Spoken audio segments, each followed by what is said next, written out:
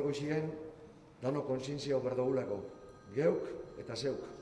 Maskara jartea, beharrezko ez, derrigorrezkoa dala bat gaureditik.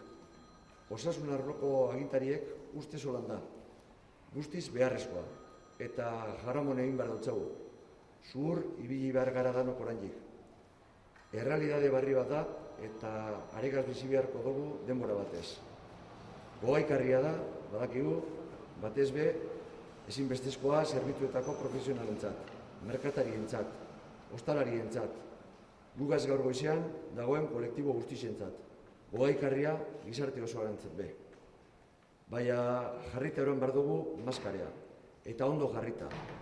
Maskara erabiltea gizalegezko jokabide bat da, alkartasunezkoa, errespetuzkoa, edukazinozkoa.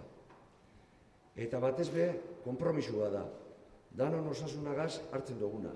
Gure familizena, gure lagunena, auzokideena, lehenengo lerroan biherrien dabizen pertsonena bebai. Gizarte osoan ganako erantzunkizuna da.